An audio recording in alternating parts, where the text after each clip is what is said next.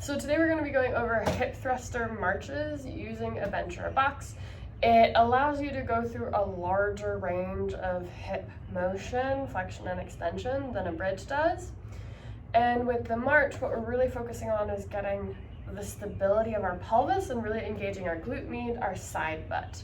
So this is a more advanced drill, so I recommend making sure that you've got hip thrusters on lock and that your glute med is starting to feel like it's engaging, and that you've got good core stability because I don't want you falling side to side. So as far as setup goes, I typically recommend that you get the edge of the box or the bench about shoulder blade height or just a little bit below. If you're too high, it's just gonna feel awkward and your lungs aren't gonna be happy about it, so you can just wiggle yourself up. If you've got the shoulder mobility, you can just pop your elbows on there, push up, and then get yourself positioned there.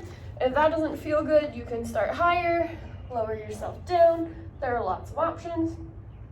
I recommend supporting your head here and tucking your chin. It'll help you engage your abs. Make sure that you're not arching or turbo tucking your pelvis. I want a nice neutral spine, straight line.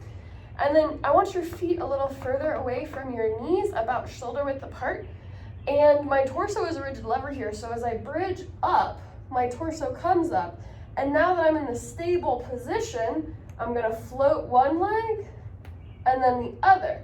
And you'll notice I'm not dipping to the side, right? If I come on this way, I'm not like dropping, for example. My pelvis is staying really level. So my thumbs here indicate that that's staying level. And so one rep is you bridge up, march one, march the other, and then come down. So really think about engaging your glutes.